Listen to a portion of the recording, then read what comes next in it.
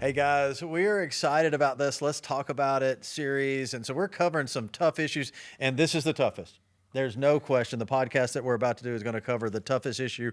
We're going to talk about sex and just getting some greater understanding of what Scripture has to say, and hopefully just learning some stuff from each other. So thanks for tuning in to this. Let me introduce the folks who are going to be with us during this podcast. We had to pay extra for you guys to do this. That's right. Mm-hmm. Yes. This is tough. Over here to my left, you guys know Brad White. Brad, thanks for being here and being a part of this. Yeah, I'm excited about this You're one. fired up? I am. Right beside me, I have been saying your name wrong for, I guess, 20 over years. 20 years. Yeah, over 20 Mm-hmm. years. Shara. Shara. Now, Yep. give us the Shotwell, great friend, just an incredible person. Give us kind of the backstory about the name and how it's supposed to be pronounced. So my mom is from New Jersey, and my dad is from Boston, and so it's Shara. Like, come over here, get yourself a cup of coffee. Yeah. It's Shara. I got you. I love that. But I answer to anything, so it's fine. And I thank you for showing some grace to me all these Well, years. Never I corrected me. just told you earlier I almost left the church because of it, but it's Blame fine. you. I don't blame you. Thanks for staying true. You're welcome. Jake Dorak, who does our adult ministry, thanks for jumping in. Well, on thank this, you. too. Yeah, no, I appreciate it. We're going to have some fun today. We've covered a lot of different topics from parenting, marriage, singleness, money, but this is one that everybody kind of looks at their feet, as we talk about. But I think it's an important topic for us for so many reasons, and the church ought to be able to talk about this in a healthy way. There's no question about it. I mean, if we don't, then we just abdicate that to the world, which is kind of why we're in the problem that we're in. But let's get started, kind of loosen things up just a little bit. Everybody probably has a story growing up where your mom and dad are trying to do the right thing, and they're trying to have sort of the talk with you, but it didn't go well. Has anybody got kind of a funny story of that with their family? Yeah, so as a sixth grader, I was homeschooled. They had found out that I had dyslexia. And so they pulled me out. I had to do all this intensive reading, coaching, whatever. Well, the rest of my schooling was given to my mom. And so she got the tough subject of teaching me about all the things that were going to be happening in my life as a sixth grade boy. And she chose to read me Dr. James Dobson, Caution Changes Ahead out loud every day for about an hour. It was the most awkward hour of my schooling. She literally just read it chapter by chapter. Remember, I couldn't read, so dyslexia and whatnot. So she You could read, you just didn't want to read that. Well, Is that no, true? I mean, yeah, it was awkward, but yeah, she would read it to me, and then it was like we would just, all right, let's do math now. You've never been more excited to get to math than you Oh, were man. then. I love Telling that. you. That's really funny. Jake, what about, did you have any of that? Well, I had an older brother. We're 16 months apart. Yeah. I remember it's probably middle school. My dad takes us down into our den, sits us down. I'm sitting next to my brother, and it was almost like a locker room conversation. I didn't grow up in the church. My parents weren't believers, and my dad was just laying it all out there, maybe a little too blunt. Okay, all right. And I remember being like, this is the most awkward thing ever. Get me out of here right now. You have the bike coaching shorts on, the whistle, the whole deal. Pretty much, yeah. Like, Charts? Were there charts or diagrams? I think there was a whiteboard, but I blocked it out. I don't you want- typically do. Yeah. I'm picturing you as a little boy there for that. Yeah. That was meaningful. Yeah. So maybe, we think about in the way that we're raised, we just believe kind of crazy stuff. Maybe a myth as a teenager that you believed about sex. Anybody have one of those? I was convinced that if you had sex, you're going to have a kid. Like, it's going to happen Just for sure. automatic. 100%. Like, that will happen. Yeah. I thought you were going to hell if Yeah. you had sex outside of marriage. And it was yeah. over. Do So, not yeah, pass do go. not do it, and you were going to go straight to hell. Yeah, and the fast track. Yes, Yeah, the fast track. Yes. Yeah, and I think we all sort of grew up in the church. I mean, yeah, that was, you don't come back from that one. No, You and know? it really was actually not so much as funny, but the Why Wait program. I don't know if you remember. True Love Waits, Yeah, sure. True Love Waits. Yeah, That's yeah, what it was, and yeah. really, that was very impactful for me, and almost too much so, to be honest. Yeah. But we can get into that afterwards. Yeah. We'll come back and talk about that for sure. Jake, Yeah, you don't have to have one, but it's okay. No, not growing up in the church, so my experience is going to be different from you guys. I thought everybody was doing it, and I was the only one who wasn't, and I was like, man, and so, but I think that was a myth I had, was that, like, how don't, anyway, so yeah. I want to just, because I'm getting older and I can be forgetful, and I think you really said something that is really an important thing. I mean, of course, as we study Scripture, I mean, purity is God's design for us, and so we do kind of grow up, especially if we grew up in the church, we understood that, but it always tended to be a bit legalistic. Yes. Maybe about That's that. the word that I was absolutely legalistic. And one of the things I was thinking about when we were preparing for this was I thought, okay, that was I had to sign the pledge card.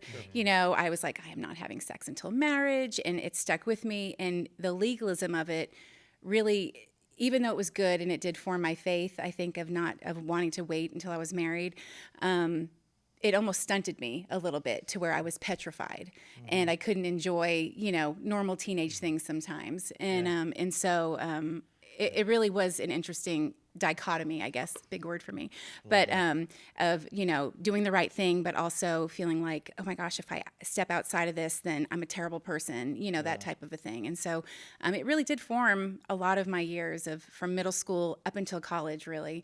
Sure. And so, and it's good. I mean, it's all a blessing. Everything happens for a reason. But for sure, I definitely was not scarred from it, not at all scarred, but just definitely my view was very small. Yeah. So. And this, I think I really resonate what you're saying, but even in a simplistic way, we can kind of grow up in the church just seeing that in our teenage years, it's bad. Right. And then we move into marriage and where it's almost uncomfortable. We still even carry some of that baggage with us, and it kind of really affects the emotional closeness and relational closeness for sex inside of a marriage. I could see that. Yeah. Do you have thoughts about that? Yeah, I mean, I talk about this a lot in premarital counseling with younger couples, that it's kind of this idea of it's been a red light for so long and now all of a sudden it's a green light. Not only is it a green light, your parents are going to say, hey, we want grandkids. And so you feel this pressure to not only have sex, enjoy it should be great, but you also need to have kids on the other end of that. And I think it's an unfair thing that the church has implemented. For a lot of folks, they've dealt with that shame. Yeah. And I appreciate your take on that. And you feel like sometimes we don't give the why behind that early enough? Yeah, I think you need to give more of the why. It's a good gift that God has given us. And I think a part of discipleship is taking what the world has twisted, and the church needs to be the ones that untwist it and show us the real truth behind it. That this is a good gift. It glorifies God. It's for your enjoyment. It is to be celebrated in marriage, and it's an awesome thing. And I think this red light, green light thing that we're talking about is confusing. But I think the more we talk about it and the more we give a fuller description of the gospel in the midst of this, it's definitely more healthy for the church, and it's probably going to be more helpful in marriages too, where there's not the guilt and shame that we live inside of this. So it's that untwisting that I think needs to happen more as we say, hey, this is something God's given to us, and within God's design, let's enjoy it and celebrate it in marriage. Yeah. It's interesting. I never will forget, years ago, we were in the Dominican Republic and we were doing just a marriage conference. And so we just let these are folks living in a third world country, and we let them ask a question, and it was amazing. The just vast majority of the questions all were around the topic of sex, just one right out. And these are, people living in a third world country. And so there's just so much confusion that it comes there. But I want to talk about kind of as we think about our children and what we teach our children, then I want us to talk a little bit about even in our own marriage and what we're learning and how God's using that. But first of all, now, what maybe have you learned in your life that you're able to maybe impart to your kids a little bit differently on this topic? Any thoughts about that?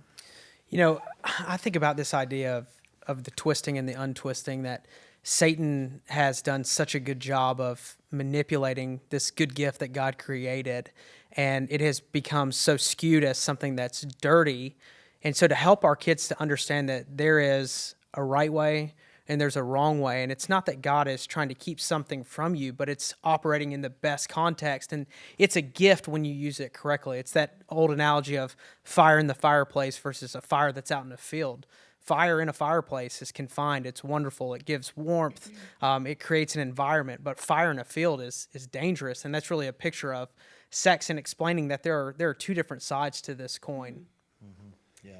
I think back to when I was in college, and like I told you, my sisters are a lot younger than me, and I really think now, looking back on it, I was trying to be their Holy Spirit, but I was always sending them cards and, making them collages and buying them purity rings. And, I just so desperately wanted them to know how, okay, listen, you've got to obey the Lord and you can't have sex before marriage. They're in their middle school years. And, and so I was trying to be the Holy Spirit for them. And I was petrified that they were going to make the wrong choice, It wasn't but I'm their big sister, and I was kind of like their second mom, Yeah. And then on the flip side, when I have my own kids, I'm not as petrified. I think because I've grown in my faith, and I'm married, and I have seen the blessings of waiting. My husband and I waited, and seeing the blessings of that has come from that, and then growing in my faith and seeing, like you say, God's design for sex and marriage, and how it's beautiful and it's freeing, and it's not something that is shameful, And so to see that when I was teaching my own kids about it, we're very open.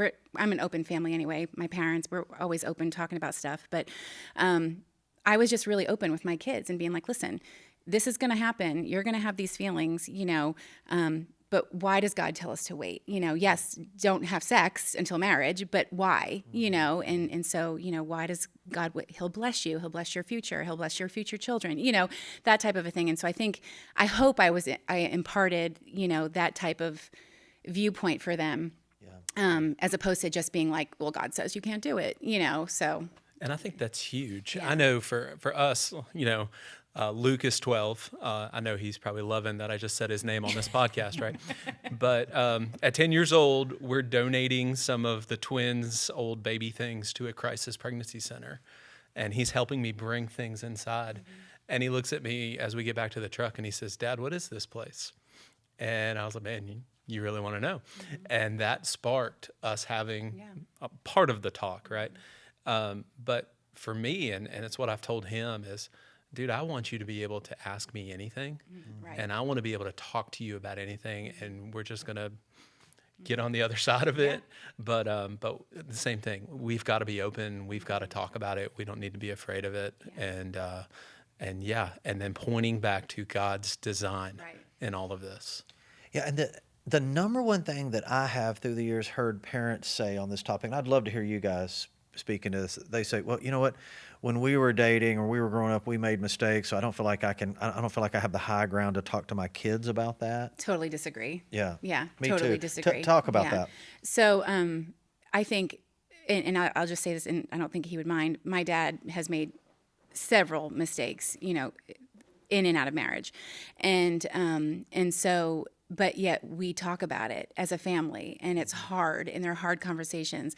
But we have all learned from that, learned from his mistakes, learned from others' mistakes in our family. Yeah. People that we love, friends.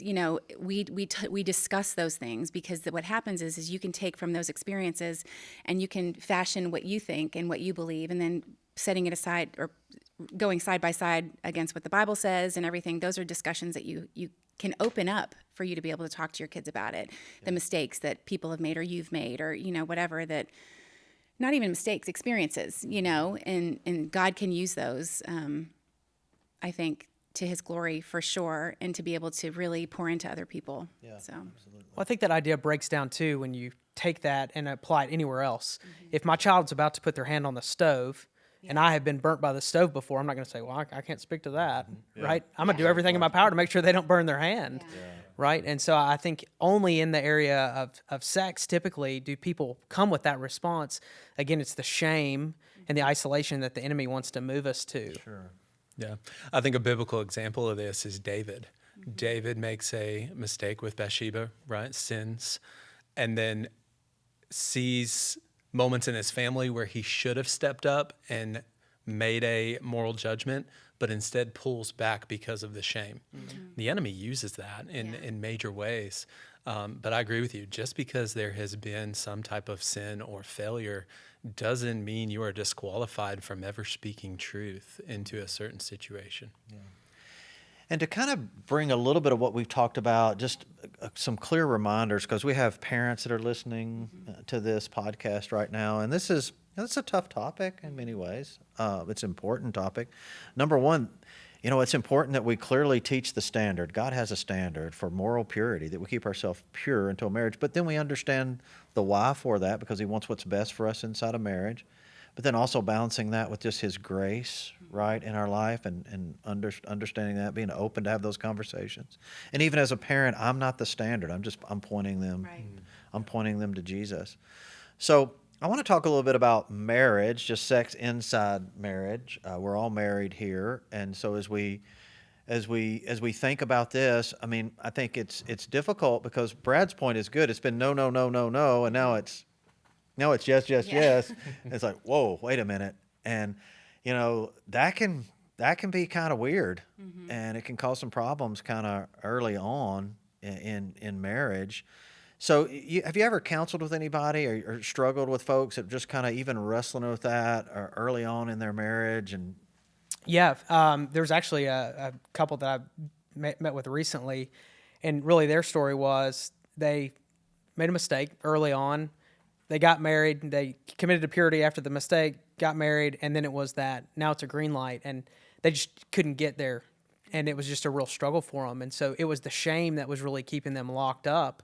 And gosh, we didn't do this right, and so now we can't fully enjoy what God has given us. And so I think we have to know that God's grace is enough, right? It's enough for all sins, for a multitude of sins. And when we make mistakes, to know that we can go to the Lord, and he's not like, I'm done with you, right? He wants to continue to love us, and we're called up, and we continue to try to walk in purity. But I think for a lot of couples, they have to come to a place of, God has forgiven them. They have to be able to forgive themselves. that's a great point. I think some of the most beautiful stories come from people who've made mistakes. Yeah. I even just think about my niece, that was born. We can't imagine our life without her, and she was born out of wedlock, and my sister wouldn't be upset with me saying that. And she's, one of the best things that happened to our family. And that's where God's grace comes in, God's grace, his mercy, who she's going to be, who she's becoming. And it's amazing. It's amazing to see that something that she did feel shame, she did feel shame, and she did feel like, oh, I made a terrible mistake. And it rocked our family, pretty good for a long while. But as soon as we saw her, I mean, it was over for all of us, so it's just, it makes me cry.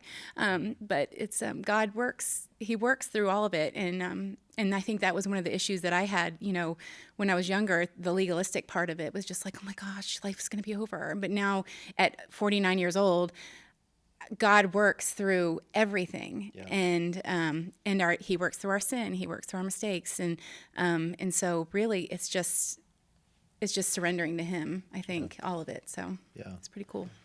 I want to talk a little bit about desire, and you guys you're the lone female on this, so I know. You've got to be strong. You're I'm the st- voice I'm of every strong. woman. You are the woman's voice. Listen to me. Yeah.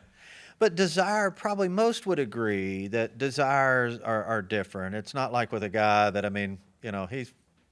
he's locked and loaded. Inside, we're talking about inside marriage. You never have to talk a fella into that, right? Is that a pretty safe, but the desire is a little bit different. And so that causes some frustration. I mean, it is the number one question when you really get into marriage and you're struggling is kind of even a frequency question, and so that's a real issue that is hard for people to talk about, but the desires are different. And so how do couples navigate that? How do they work through that? How can they be honest about that? And what can they do to really grow their relationship sexually inside of marriage? You guys have any thoughts about that?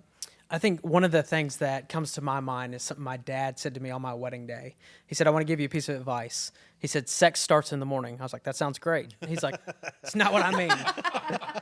He said, that's not what I'm talking about. Okay. He said, what I'm saying to you is that if your desire is to have sex with Holly, you've got to start pursuing her heart in the morning. Yeah. And so I think a lot of times as men, we just have this natural desire, and we might assume that our wife has the same desire that we do. We don't. And And we go to work and we're thinking about our work and we're not texting our wife during the day. We're not, checking in on her. We're not loving her, sending her flowers, whatever. And we come home, we're like, hey, baby. And she's like, yeah, right, big boy. Like that ain't happening, And so I think as men, I can only speak for the men, we have to be reminded that we have to pursue our wife's heart first, that we have to show her that we're pursuing her, that we love her, that we're not just trying to get something from her, but we care about her at the deepest level of herself. Yeah. And that comes with maturity, for sure, in a marriage, because that's hard. You're right. We don't feel the same, and it's or at least for me. But it's one of those that, and Robert is very good about starting in the morning. Telling me he loves me, and even to this day, after almost 9 years of marriage, which I think is another perk of waiting until you're married. I think that was one of the blessings that came from that. That we're still very much in love and still very much attracted to one another. But anyway, I digress. But it definitely is different as far as the desire, even if you do everything right. Even if you're, talking up a good game all day long, it's still not there all the time, and it's one of those where, that book, what is that book called with the, like, you're a feeler or you need presence or the love language. Yeah, the love language. That book is really good about saying, listen, physical touch, that's a man 100%, and women are, acts of service and, affirmations. And so those sometimes are just as good as being physically intimate, So yeah, there is a big difference. There's a big difference of desire. So Yeah, I think some good advice. I heard this one time. I think it was Danny Aiken at Southeastern would always tell us, that men are microwaves, but women are crock pots. Yes. Right. Yep. And that takes a little while to figure out a little bit. But I think when it's the thing of just communicating. Yeah. Right. So you got to put the hearts on the calendars. That like, hey, we're scheduling this. This is happening. We're gonna make it happen. But when I counsel premarital counseling and things like that with young couples, the sooner you can get to communicating and talking and breaking down those barriers where, hey, maybe the heart was on the calendar, but I'm not feeling it. Yeah. If you feel like you can fully say that, it's trusted, it's open, there's no judgment, I'm still going to love you. The more that those walls are broken down early in the marriage, the better off you're going to be. And I think it's important too for a woman to understand, because there's a lot of things that are saying, oh, the men need to understand the women. The women also need to understand the man, like how they're made. Their body is how they're made. That's how they show love to their spouse. Robert and I have had so many conversations about it over the years, and really and truly, like, that's how he feels at one with me. I have to also be understanding, as far as, like, a lot of times women say the man needs to understand me. No, I need to understand him too, And so so it's a communication for sure that needs to start in the beginning, for sure. Mm-hmm. I really appreciate you saying that, because I don't think I think that's a side of it that is really not talked about, and it's not, and it takes a woman to say that. A man can't really say that. I mean, he's misogynist. She needs to understand me. yeah, that doesn't go well. But that's true. But keep talking. Yeah, Keep saying Right. Say it saying again. it. We're gonna send this podcast out, mandatory listening. No, that's right. I mean, our desires are different and needs are different, and really this section, what we're talking about here, pursuing each other's heart first, not just sex. But Tommy Nelson, who wrote a book on the art of romance years ago, it's such a great book. He said it's really like building a fire. You place the wood, everything right. He's talking about just words of affirmation, encouragement, spending time together, and then it just sort of erupts in that flame. And I've found that to be really true. When things are really healthy in the marriage, then you see that's when really passion does grow and ignite. And the other thing, and this is we're just into the awkward conversation, so let's just go. Bring it. When, the media, television, so you grow up and you watch these images, and every woman, not every, but most women on television have a sex drive like a man. Okay, that drives me crazy. Yeah. Yes, because I sorry to interrupt you. No, go. Pastor. So yes, it is. That drives me bananas, because it creates an absolute false falsehood in a marriage or in any relationship really, and it also, I think, tricks women into thinking they should be that way, and over sexualizes them. And I just am like, I talked to Robert about this not long ago, and I'm just like, that's not real life. Like, that's not real life. Women just chomping at the bit, like, that's not real life. Maybe in some circumstances, but for the most part, no. And I think it gives men a false hope, really, in their marriage, where, like, my wife doesn't want it, why does she want it, and it's just, that's not the way we're wired. We're not wired that way. So, sorry, please continue. Well, that's what I wanted to say. The reason I think it is I think many times it's men writing those characters. That's probably what it is. Yes. And so it does just create all kinds of confusion. Yeah. And I mean, we are, to be honest, this is an overly sexualized culture that we live in today. I mean, it is just, it's unbelievable. And so all those things are really stimulating, men and women all day, every day in the culture. And it is really creating a problem. So what are some things that, I know you speak about this a lot, Brad. What are some things that even in your own life personally that you're doing just to even pursue purity in your own life? So I heard a quote one time. This pastor said, "Why deal with temptation in the future if I can eliminate it today?" And I started thinking about that, and it's so true that there are things I can choose to do right now, like have Covenant Eyes on my phone, which is basically software that allows two other guys, my buddy Brad and my dad, both get screenshots of everything that I look at on my phone periodically. And if I were to look at something that the AI says that doesn't seem right, they're going to get a text notifying them to look at what I'm viewing. And so having that accountability, like right now in this moment, I don't need that. But if I'm hungry, angry, lonely, tired, weak, alone, frustrated with Holly, man, I could be tempted to look at something that I shouldn't look at on my phone. And so having that Covenant Eyes software already installed on my phone, it's eliminated that temptation before I ever even face it. And so I think that's a $20 a month investment that I'm willing to make for my marriage. Yeah, I think that's really good. And I think every guy can hear that. And I don't know if you want to speak into this. I said your name wrong yet again, but just the great, it was, it was right in there. But as a man, Robert, pursuing purity, walking in integrity, that is appealing to you. I mean, that's a man that you can 100%. give yourself to, right? You know what I'm saying? I will say, I think I hit the jackpot with Robert. He really has never as far as I know, in 20, 30 years that we've been together, he doesn't struggle with that as much as I know some people do.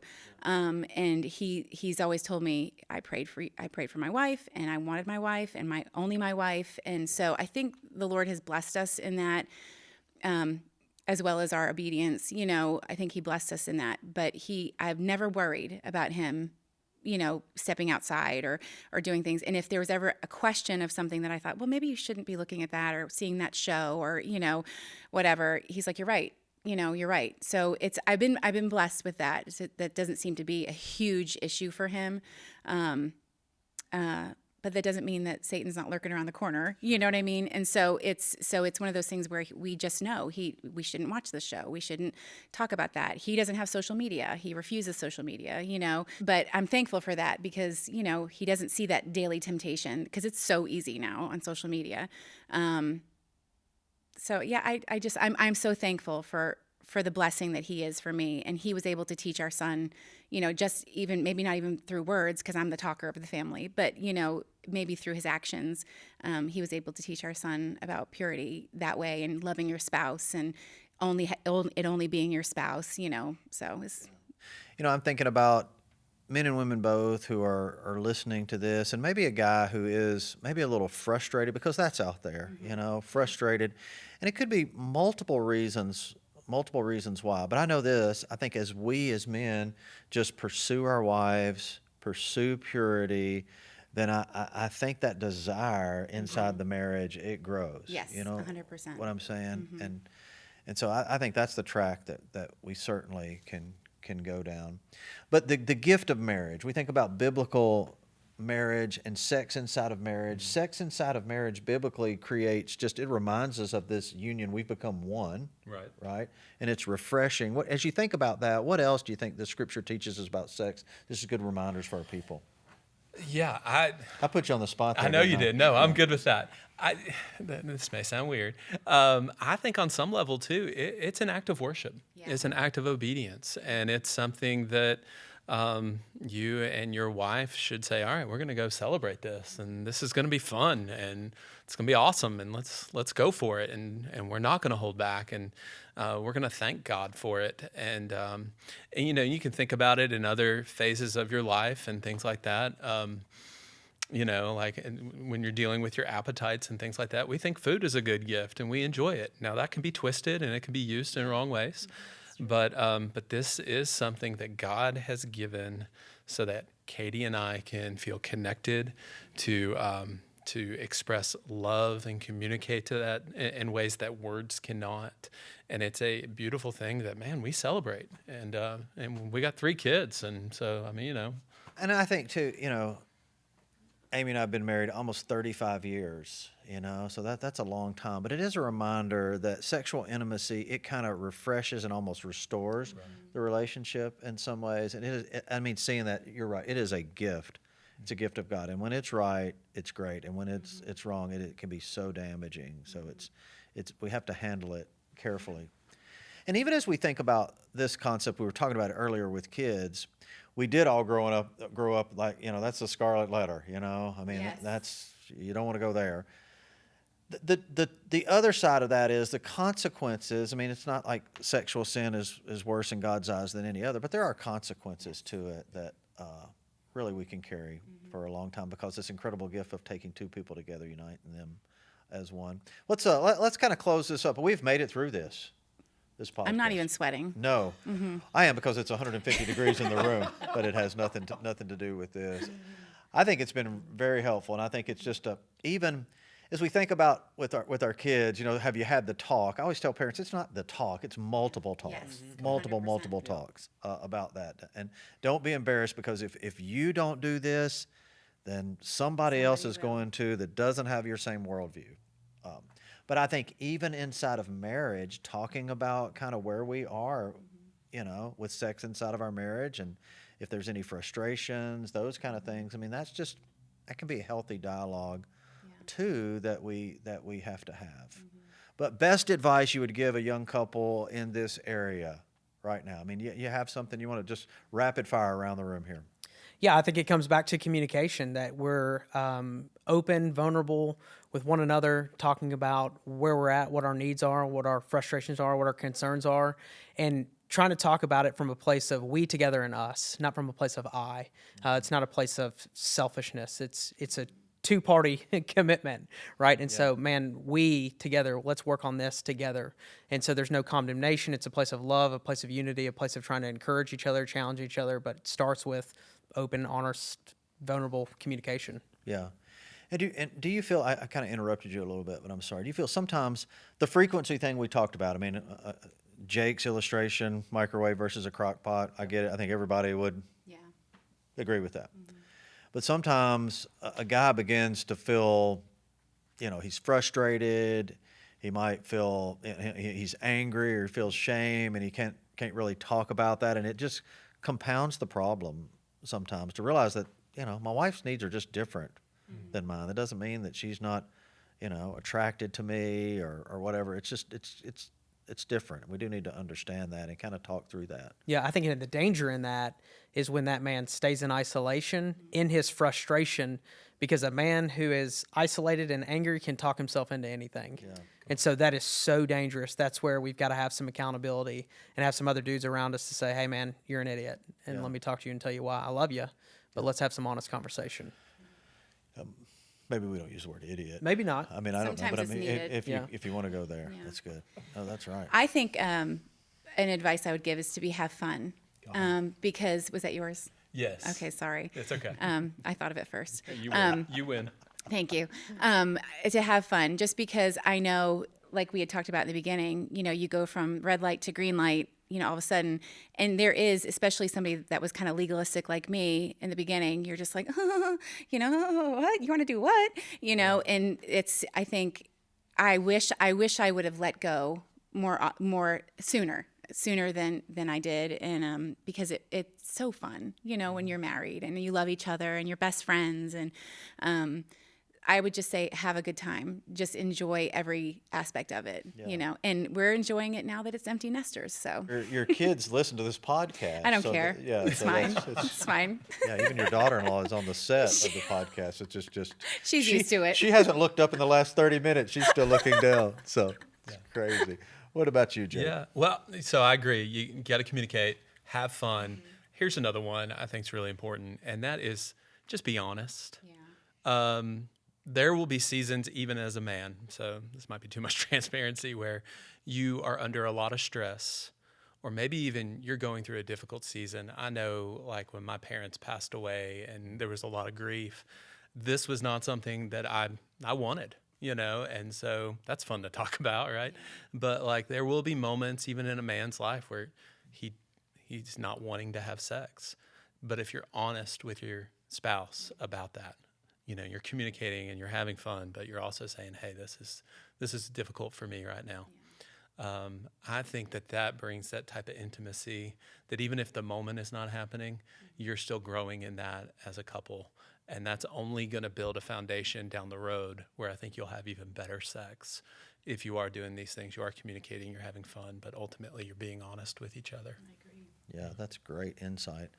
And I would say just real quickly back to challenge the folks that are listening or watching as parents that if we don't teach a biblical standard, then we really haven't given our kids even a shot here. So I think we do. We have to do that, not in a legalistic way, but helping them to understand. I mean, 1 Thessalonians chapter 4 says it is God's will that you should be pure. Yeah. Right?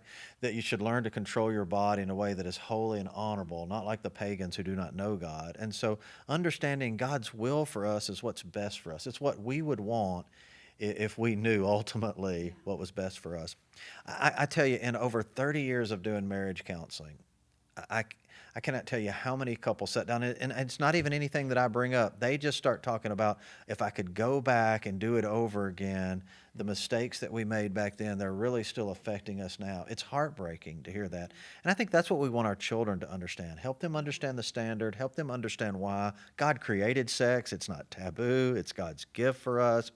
And he's about your maximum fulfillment. That's going to be inside of marriage. So I just want to challenge especially men to that. Like if you don't have this conversation, somebody else will. And I also think, just to piggyback on that, I think if you did make the mistake, if you did, do something you weren't planning on or whatever, it's okay, because God's grace is there and he can renew anything.